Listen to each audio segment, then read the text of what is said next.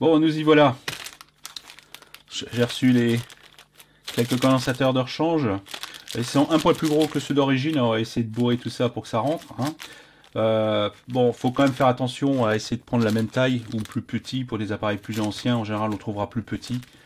Parce que les condensateurs ont fait des progrès au niveau de leur compacité.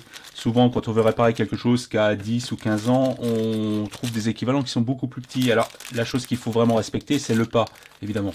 Il est difficile d'essayer de mettre surtout quelque chose de plus petit quand le pas est plus grand. Et réciproquement, le problème, c'est que mécaniquement, ça tient pas terrible. Et on est obligé de tordre les pattes. Ça, c'est pas fiable. Vaut mieux essayer d'éviter. Alors, j'ai repris les valeurs identiques à celles qui sont mises là.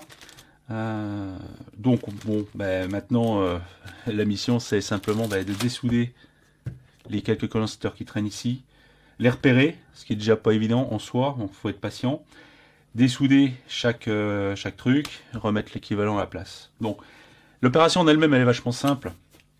Alors le matériel, le minimum qu'il faut avoir. Quand on veut faire ça d'une manière totalement occasionnelle, on a un appareil comme ça à dépanner, on voudra le dépanner soi-même, on va pas investir dans des trucs, du matériel qui est nécessaire quand on le fait en grosse quantité. Si on se met par exemple à réparer des cartes mères en quantité pour des amis ou faire un petit business avec ça, faut investir dans une pompe à dessouder électrique parce que c'est vachement plus pratique, c'est moins laborieux. Mais bon, si on le fait occasionnellement, il n'y a pas besoin d'investir dans des trucs pas possibles. Alors, évidemment, la chose qu'il faut, c'est un très bon fer à souder. Bon, sans aller sur des fers à souder comme ceux que j'ai, parce que bon, j'en utilise beaucoup, donc moi j'utilise ici des fers ACO, des fers ici, si je zoome, moi j'utilise ce genre de truc. Donc ce sont des fers à souder de ce genre-là, thermorégulés. Bon, sans aller jusqu'à ce style de truc, on peut trouver d'occasion des fers à souder de ce genre, des stations comme ça. Il vaut mieux, de toute façon, c'est pas de l'argent perdu, il vaut mieux investir dans une station à souder régulée, réglable, et non pas des fers fixes, comme je peux en avoir ici. Même s'ils sont de bonne qualité, il vaut mieux pas, sauf cas particulier, investir dans un fer fixe comme ça, qui se branche directement sur le secteur. Bon, celui-là est particulier parce qu'il est très petit, mais il faut éviter, ça sert à rien. Faute de mieux, on peut à la limite utiliser ce style de fer à souder qui est un fer à souder réglable. Ici c'est un JBC qui est une excellente marque. Celui-là je l'ai depuis des années, il marche toujours aussi bien. Là le réglage se fait sur le manche. C'est un fer relativement gros, mais bon celui-là il fonctionne assez bien si on peut en trouver. Ça c'est pas mal. Mais disons faut pas tomber en dessous, faut pas prendre des trucs à température fixe. Vous mieux prendre des fers à souder thermorégulés. Il y en a toutes sortes, des prix qui sont pas très chers, qui vont suffisamment bien. Il faut prendre une panne. C'est-à-dire, la panne, c'est l'embout, hein, ça s'appelle d'une manière étrange. Il faut mieux prendre celle qui est biseautée et non pas ronde. Hein. La panne universelle, par excellence, c'est vraiment la panne. Alors je ne sais pas si je vais pouvoir zoomer dessus. C'est la panne biseautée plate. C'est celle qui fonctionne à peu près dans n'importe quelle situation, que ce soit pour dessouder des gros trucs ou pour souder des circuits de ce genre, même si on veut souder du CMS avec du pad 0.5, même une taille comme ça marche très bien. C'est vraiment universel. Après, si on veut optimiser, on peut acheter des pannes avec des formes plus ou moins spécifiques pour certaines tâches particulières, mais une panne biseautée à plat ici, elle fait 2 mm, de 2 mm à 3 mm, ça va très bien. Il n'y a pas besoin d'aller se prendre la tête sur autre chose. Mais je déconseille fortement les pannes rondes. En général, ça marche pas bien du tout. On a l'impression que c'est la soudure qui merde ou on ne sait pas trop ce qui merde, mais en fait, en général, c'est parce que la panne ne met pas assez de chaleur sur le joint de soudure. Parce que la clé est là, c'est vraiment la clé, c'est transférer de la chaleur exactement au point où on veut, le plus rapidement possible, pour pouvoir faire une soudure le plus rapidement possible. Donc, pas besoin d'aller chercher du matériel exotique, on trouve des choses pas trop chères. Alors ce qui est important, c'est d'avoir une très bonne soudure. Ici, bon, Multicore, c'est une marque qu'on trouve un peu partout. Il est très important de prendre une soudure. Ici, quand on fait la réparation comme ça, c'est pas la peine d'utiliser de la soudure sans plomb. C'est beaucoup plus difficile à manipuler, les températures sont plus élevées, Et finalement, si on se met à utiliser de la soudure sans plomb sur des circuits qui ont de la peinture au plomb, on peut se retrouver avec des ennuis en fait, de mélange étain-plomb qui donnent des joints de soudure qui sont inutilisables. Ce qui est important, c'est la proportion. Et c'est seulement certaines zones de proportion qui permettent d'avoir des joints de soudure parfaitement maîtrisés. Alors, la soudure au plomb 60-40 habituelle, ou la 63-37, qui est dite eutectique, c'est-à-dire elle se solidifie instantanément en dessous d'un point de température. Celle-là, la 60-40, se solidifie pas instantanément lorsqu'on passe de tant de degrés à tant de degrés. Elle se solidifie sur une plage de température de quelques degrés, voire une dizaine de degrés. Ce qui fait que, en fait, le joint reste mou pendant qu'il refroidit beaucoup plus longtemps que les soudures eutectiques qui, elles, font brutalement devenir solides.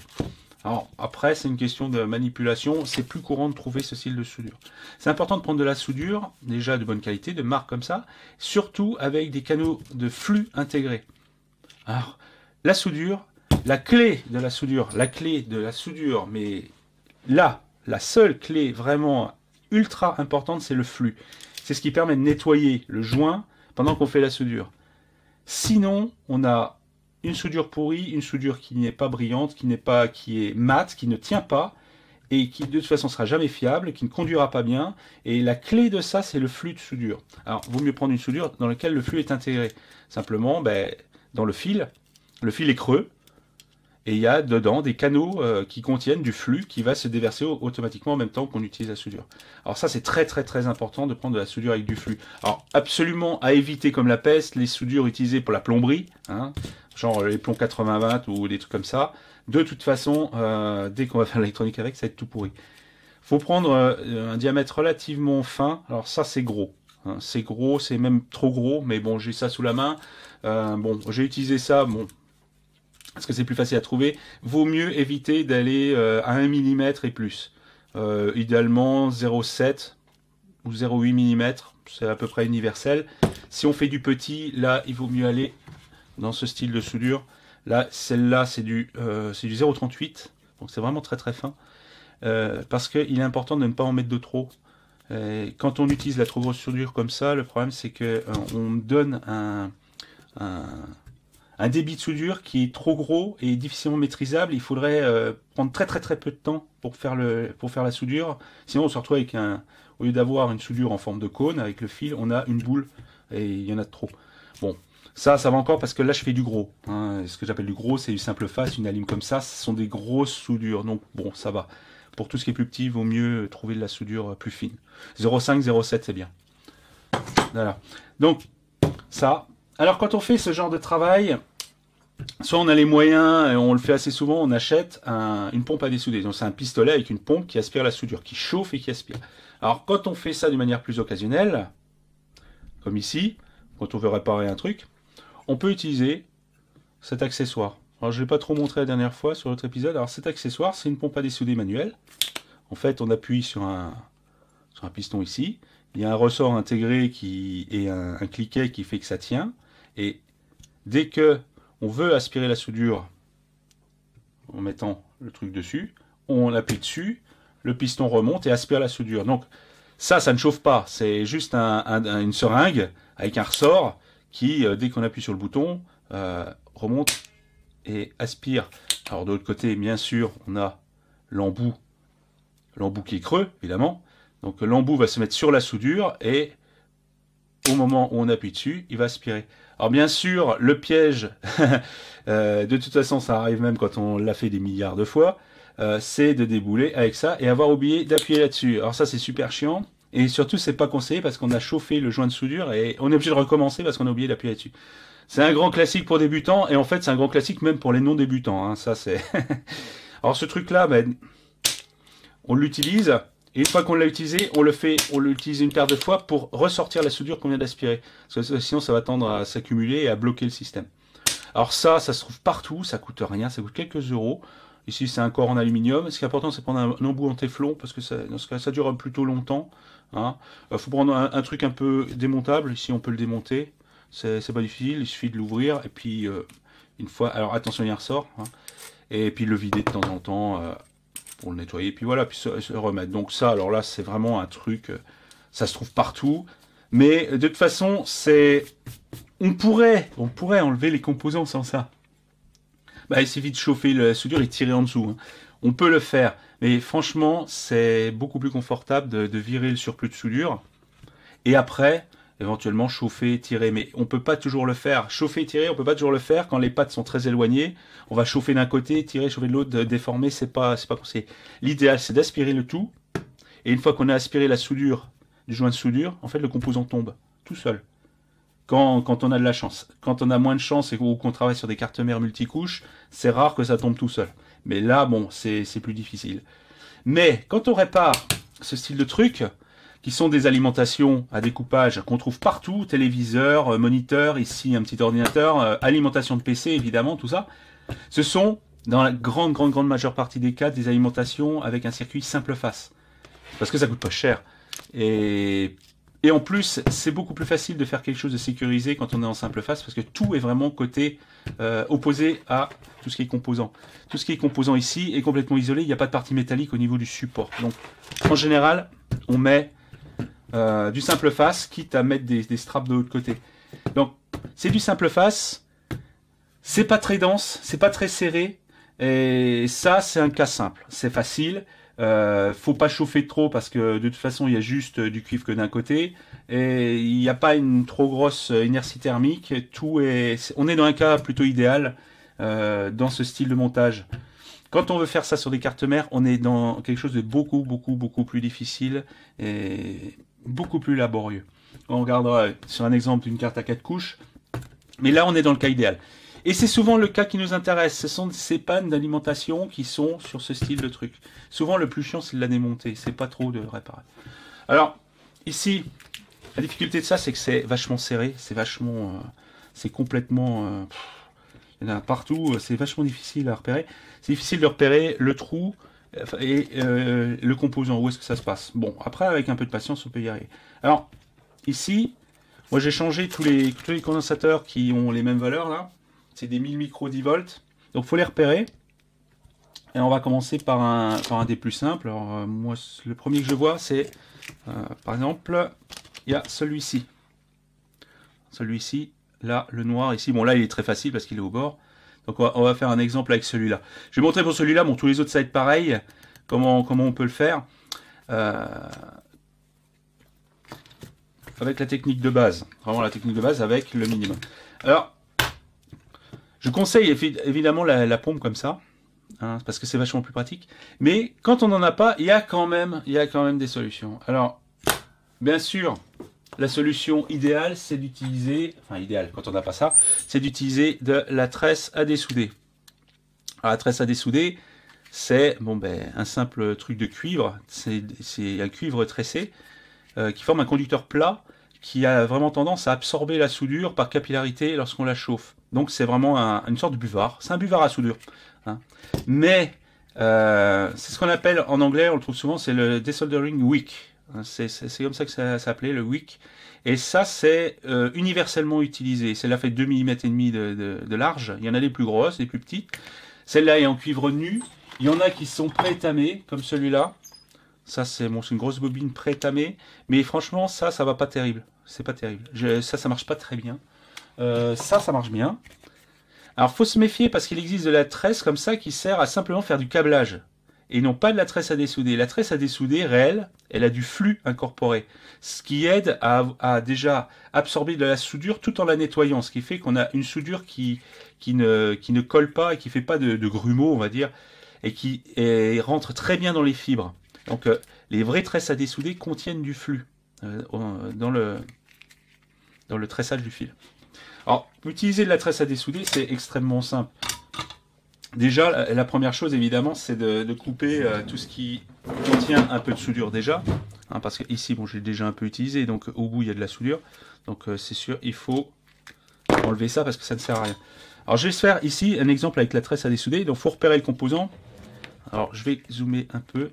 Je vais essayer de trouver... Parce que c'est pas évident de foutre ça sous caméra. C'est pas évident du tout. Alors, je vais voir si je peux Voilà. Donc le condensateur, il est ici. Hein, et les deux bornes sont là et là. On va essayer de montrer un peu. Donc les deux bornes sont ici et là. Ce sont ces deux fils là. Alors la tresse à dessouder, c'est très simple. C'est on la met entre le fer à souder et la soudure. Et on appuie sur le joint. Enfin, on appuie, attention, il ne faut surtout pas appuyer fort. Ça sert à rien d'appuyer comme un bœuf. Ça ne sert absolument à rien. Il faut qu'il y ait contact et que la soudure soit aspirée par la tresse. Et au bout d'un certain moment, là je l'ai fait, quelques secondes, en fait, ce qui s'est passé, c'est que le trou est apparu. Alors ici, alors c'est difficile de montrer comme ça, mais on voit que en fait le trou est apparu, le fil il est quasiment libre et la soudure a été absorbée par la tresse. Alors ça marche très bien parce que ce ne sont pas des trous métallisés, c'est-à-dire qu'il n'y a pas le trou n'a pas de cuivre au sein même du trou, il est juste sur la surface. Hein, il est juste sur la surface. Quand il y a des trous métallisés, souvent la soudure, elle va d'un côté et de l'autre, elle a été aspirée dans le trou. Donc là, c'est plus délicat d'absorber tout pour que tout le trou se libère. Ici, comme on est dans le cas simple face, c'est vraiment un cas idéal. Simplement un peu de tresse comme ça, et hop, le trou se libère. Alors celui-là, je l'ai fait avec la tresse. Alors avec la pompe à dessouder, ce genre de truc, c'est exactement le même principe. On appuie dessus, évidemment. Alors, est-ce qu'on le voit ici? C'est difficile à placer, voilà. On va essayer de le placer correctement. Ici, on a la soudure. Alors là, c'est plus délicat parce qu'il faut chauffer la soudure. Que c'est qui est fait. Et après, on place la seringue et on appuie dessus. Et là, la soudure a été aspirée. Alors là, ça a été assez facile. On voit que c'est très très efficace. Bon, en fait, c'est tellement facile à utiliser que finalement, j'ai même pas grande explication à donner. C'est tellement intuitif que bon, c'est voilà. Donc, on fait chauffer la soudure, on amène la seringue sur le fil, on fout le fil qui rentre dans la seringue et puis on appuie, puis ça absorbe. Ce qu'il faut, c'est suffisamment le toucher pour que la soudure soit fondue sur tout l'ensemble. Faut pas que ce soit juste fondu que d'un côté parce que ça marcherait plus, ça n'absorberait qu'une partie. Donc là, ce qui s'est passé, c'est que j'ai enlevé l'essentiel de la soudure. Le fil est un peu collé sur le côté. Alors là, maintenant, le composant va facilement tomber à cause de son poids. Si simplement je ne fais que chauffer le truc. Hop, voilà, il est tombé. J'ai juste chauffé un petit peu et le composant est tombé tout seul. Voilà, hop. Là, c'est mécaniquement, quand il n'y a plus de soudure dans le trou et qu'il tient juste par on va dire un fil, il suffit de chauffer très légèrement et il tombe tout seul. Alors, là, ici, il tombe parce qu'il n'y a rien en dessous. Donc, par contre, quand c'est vraiment, des fois, complètement fait dans le truc, bon, des fois, c'est tenu. Alors là, il y en a deux qui sont collés entre eux. Faut les désolidariser, sinon ils tombent pas. Donc, en fait, c'est vachement plus difficile à expliquer qu'à faire. Pour ceux qui veulent se tenter de faire ce genre de truc, qui n'ont jamais fait ça, surtout, première règle, pas de panique. C'est très facile, c'est extrêmement facile. Surtout ce cas de figure, il n'y a pas de piège. On pourrait croire, oh, ouais, j'ose pas, machin. Mais alors, c'est très facile et très peu risqué. La règle, c'est ne pas rester trop longtemps sur la soudure. À partir du moment où elle est liquéfiée, c'est bon, on peut travailler. Alors, quand on utilise ça, il suffit de la liquéfier et d'amener la seringue dessus, d'appuyer, voilà. Si on utilise la tresse à dessouder, comme ça, eh ben, on le met dessus avec le fer à souder avec la tresse entre le fer à souder et la soudure, et on absorbe, et on voit à vue d'œil que ça rentre dedans, et puis voilà, ça va très très bien. Alors, quand vraiment c'est la dèche totale, et qu'on a ni ça, ni un truc qui marche pas trop mal, il suffit de prendre un fil électrique. Fil électrique en cuivre souple. Alors, je vais essayer d'en trouver un petit bout. Alors, où est-ce que je peux trouver ça? Bon, par exemple, un bout de câble haut-parleur, un truc comme ça. Pas trop gros, parce que le problème, c'est que ce sera difficile à chauffer. On va se prendre un bout de câble secteur quelconque. Qu'est-ce que j'aurais, moi? Alors... il est important de prendre un câble avec, évidemment plein de brins. Plus il y aura de brins dans le câble, plus ce sera facile. Hein, faut pas prendre un câble à un conducteur parce que là, ce serait inutilisable. Ah, je vais prendre ça. On va essayer d'utiliser ça. C'est tout ce que j'ai sous la main. Voilà. Bon, là un bout de câble. Alors, il est bleu, faut pas croire qu'il est spécial. Hein. C'est un bout de câble. Ça, c'est un bout de câble. Je sais pas à quoi ça sert, ça traînait. Mais bon, ça peut être un câble électrique tout à fait standard. Hein. Il y a pas trop de problème. Mais bon, c'est vraiment quand là, c'est la dèche. On n'a plus de gaine de tresse à dessouder. On n'a plus rien. C'est la dèche totale. Eh ben, on peut dessouder avec un câble électrique. Alors là, je suis vraiment dans le vraiment quand on a vraiment plus d'autres solutions. Alors on dénude le câble. Voilà, là je l'ai dénudé. Et là, alors il est important évidemment de prendre un câble bien en cuivre comme ça. On appuie un peu dessus pour l'aplatir. Et évidemment, on fait exactement avec ça comme on ferait avec de la tresse à dessouder. Alors on va essayer avec un autre condensateur, hein, juste pour voir. J'essaie de voir un autre qui serait enlevé. Où est-ce qu'il y aurait ça il y en a deux là, alors ça va être difficile à trouver, mais bon. On va essayer celui-là. Celui-là, il doit être là. Donc, alors je vais montrer où il est. Normalement, c'est ici.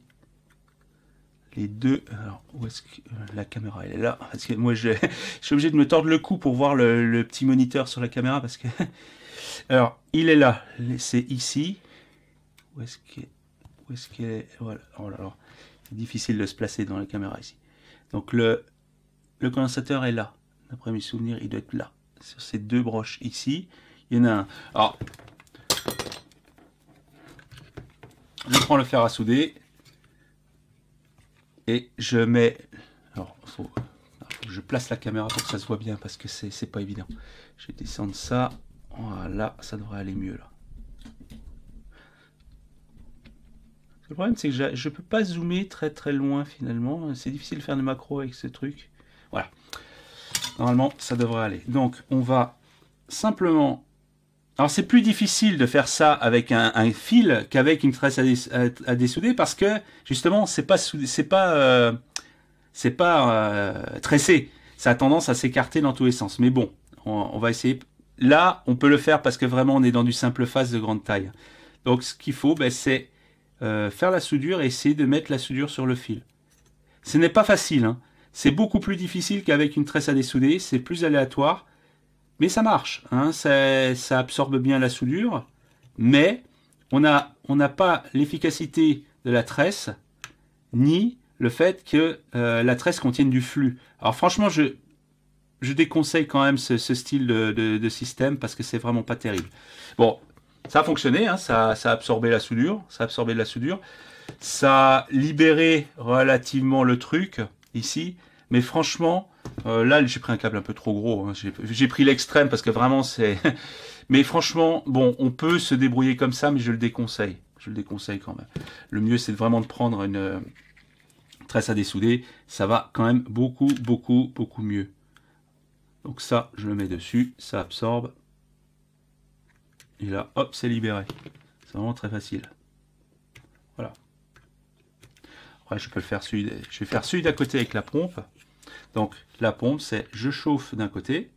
Quand c'est bien chauffé, hop, j'appuie. Et voilà. Et j'enlève évidemment la soudure juste après. Si on voit qu'il en reste un peu, on recommence une deuxième fois. Hein. Voilà. Hop. Donc là, j'ai libéré. Et donc après, j'ai juste à chauffer pour que le truc tombe. Hop, il suffit d'appuyer dessus et puis il tombe. Voilà, il est... Bon, comme là, il y a des choses en dessous. Bon, comme il est tenu avec un peu de colle et tout ça, bon, il tombe pas tout seul. Donc... Mais là, il est désolidarisé. Je peux l'enlever directement. Voilà. Il est enlevé directement. Donc, c'est incroyablement simple. C'est pour ça, bon, j'ai eu beaucoup de questions directes sur comment on fait ça, c'est quoi l'appareil, c'est quoi ce truc, c'est quel fer à souder, quelle soudure. Vraiment que du standard. Soudure 60-40. Fer à souder réglable. Ici, il est réglé à 370 degrés. Peut aller entre 370 et 400 degrés pour ce genre de truc. Faut pas aller trop loin. ce qu'il faut, c'est, si on a des gros joints de soudure à faire, on peut monter à 400 degrés parce que l'inertie thermique fera que ce sera plus dur à faire chauffer. Tout dépend du fer à souder aussi.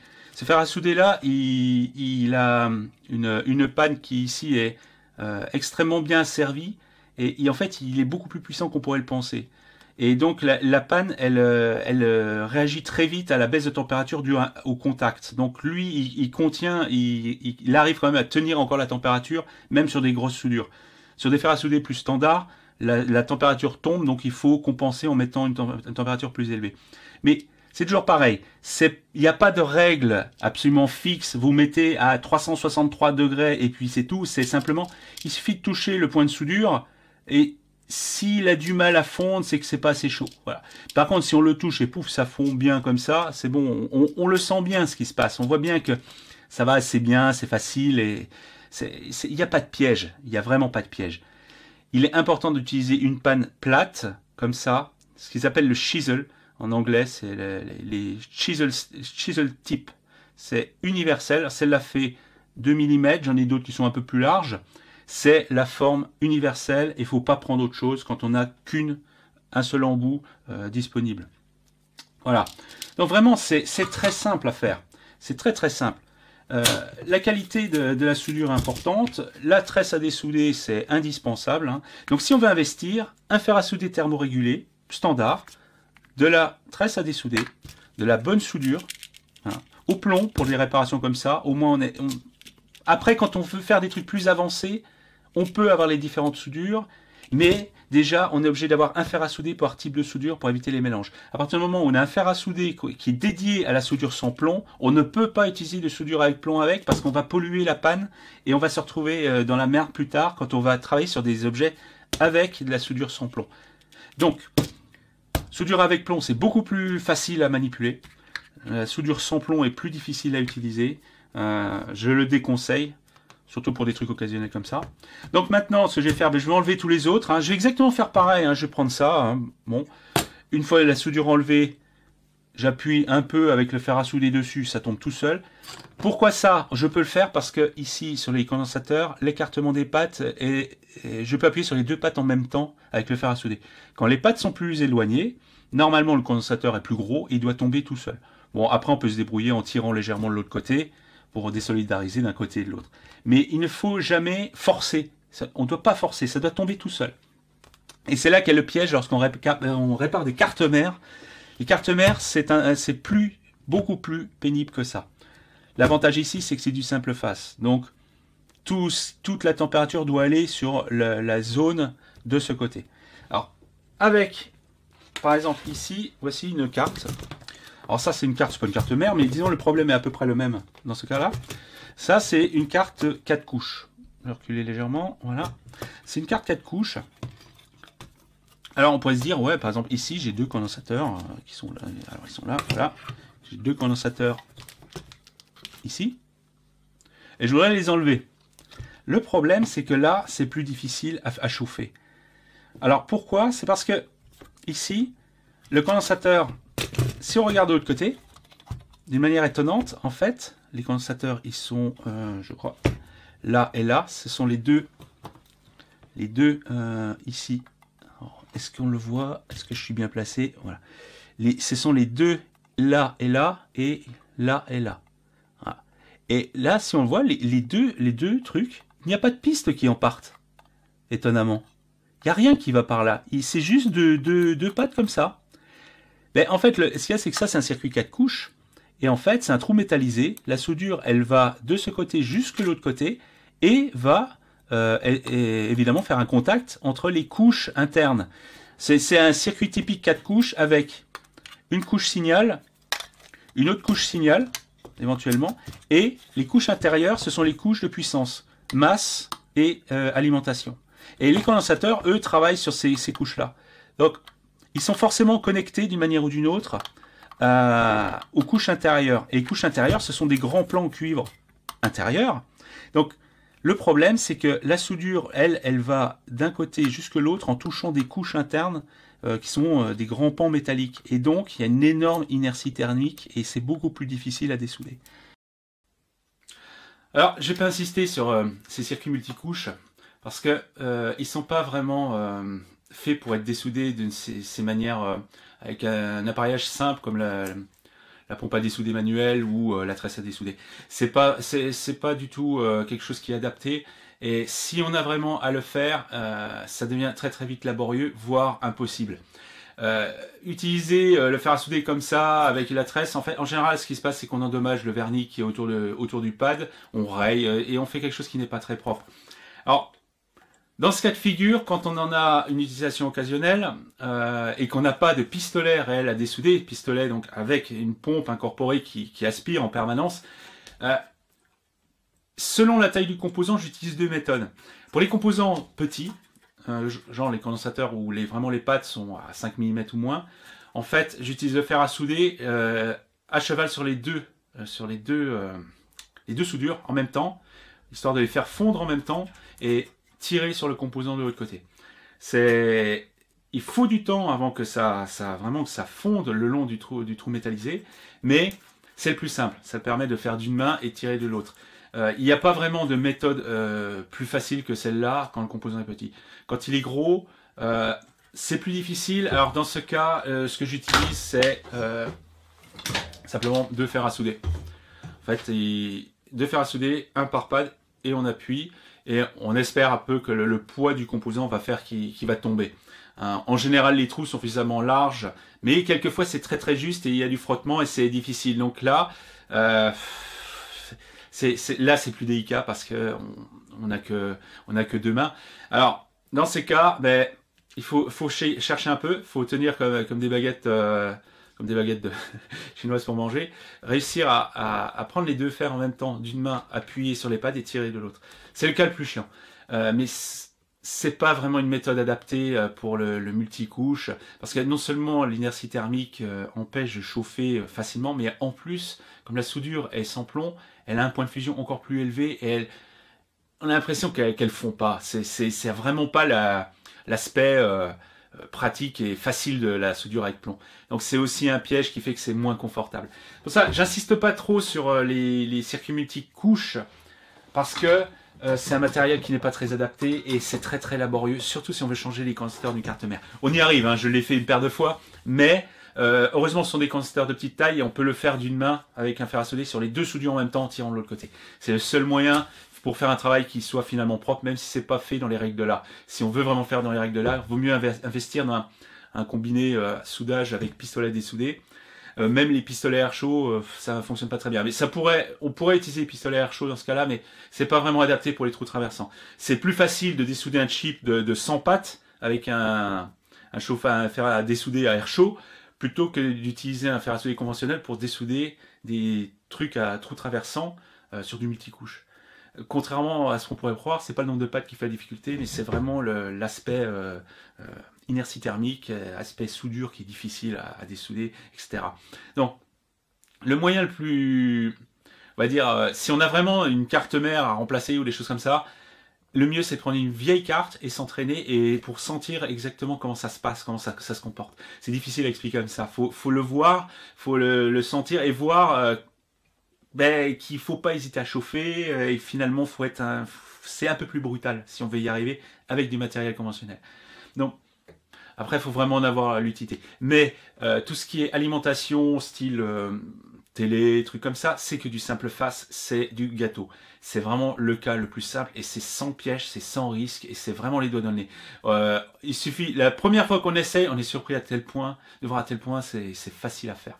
Donc, une petite seringue à dessouder comme ça coûte quelques euros, de la bonne soudure, de la tresse du flux, et voilà, on a tout ce qu'il faut pour réparer toutes les télés, tous les trucs de PC, les alimes de toutes sortes, qui sont vraiment une cause très très très courante de panne. Et puis, une fois que vous avez réparé votre télé vous-même, alors vous n'êtes pas un expert, vous devenez un expert aux yeux de la famille, alors là, c'est la classe. Ok, donc voilà, les capas en question ont été enlevés, hein, les 6 comme ça. Il a fallu 2 minutes pour enlever ça. Alors ce qu'on va faire, c'est que maintenant on va pouvoir vérifier leur vraie valeur hors circuit. On va pouvoir mesurer la capacité, chose qu'on ne peut pas faire en général lorsqu'ils sont montés. Alors par comparaison, on va prendre une capa neuve et on va vérifier les ordres de grandeur qu'on doit avoir. Donc là, j'en ai une qui est branchée. Hop. Donc, voilà les ordres de grandeur qu'on doit avoir. 0,1 ohm, 0,12, 930 microfarads. Voilà, c'est à peu près l'ordre de grandeur qu'on a. Donc ça, c'est les capas neuves. On peut en reprendre une juste pour comparer, pour être sûr d'avoir quelque chose de... Voilà. 0,13, voilà, 980, voilà. Bon, on a à peu près le même genre de truc. Maintenant, on va comparer avec ces trucs-là. C'est les trucs qu'on a enlevés. Alors là, on prend une au pif. Là, on a 2,8 ohms, 527 micros. Ben, on a quelque chose qui est 25 fois trop élevé en ESR et une capa qui a été divisée par 2. Voilà, ça c'est typiquement le symptôme de capas qui ont vieilli et qui sont devenus inutilisables.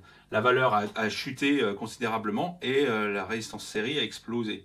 Alors là, j'en remets un autre pour voir. Ah, celui-là, il n'a pas trop bougé.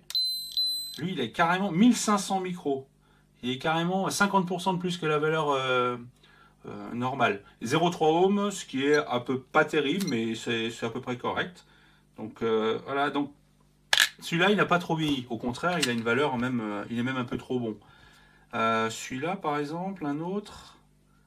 Là.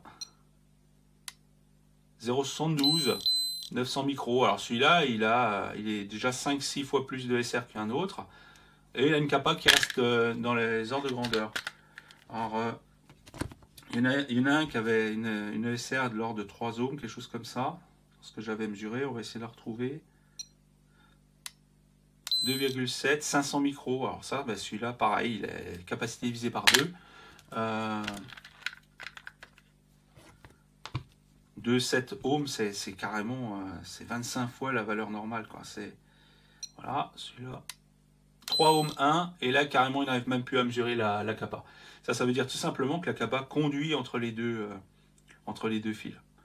Et ça, c'est un problème, c'est que non seulement la valeur quasiment n'est même plus mesurable, parce que ce n'est même plus un condensateur. Donc ça, c'est typiquement le genre de problème qu'on a et qui fait qu'une alim ne marche plus, ne démarre plus, fournit plus rien, ou qu'elle fournit quelque chose qui ondule en sortie et qui fait que tout l'appareillage qui suit va planter. Un ordinateur va se manifester souvent comme ça. C'est pas la lime qui va ne pas démarrer, c'est l'ordinateur qui va planter de plus en plus souvent pour des raisons inconnues. Alors on croit que c'est un driver qui plante, une barrette mémoire qui merde, un truc comme ça, mais c'est en fait l'alimentation qui ondule et qui de temps en temps a une tension genre 5 volts ou 3 volts 3 ou même 1 volt TD qui tombe juste en dessous du seuil et il y a un plantage. Et c'est vraiment dû à ce genre de composants. Donc ce qu'on va faire maintenant, c'est on va prendre ça, on va remettre les capas dedans. On va bourrer un peu parce qu'elles sont un peu plus grosses que les autres, donc bon, on va falloir jouer un peu avec ça. On va les remplacer, puis on va voir si ça marche. Bien, on a ici reçu des condensateurs qui sont compatibles. Ici, des 1000 micro 10 volts. Ça, c'est le condensateur d'origine. Alors, c'est là où vient le problème de la taille pour une même valeur.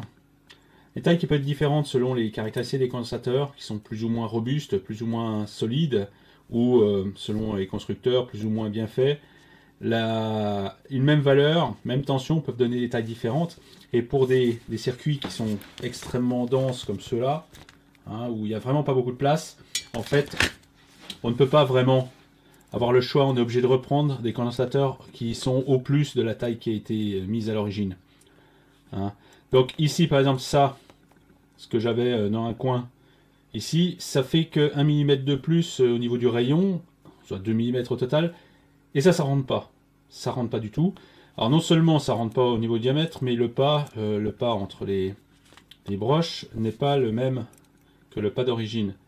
Donc il faut vraiment se méfier et il faut vraiment bien vérifier les dimensions physiques des composants, parce que sinon on peut vraiment se retrouver à ramer à mort pour pouvoir installer quoi que ce soit, ou même carrément ne pas y arriver.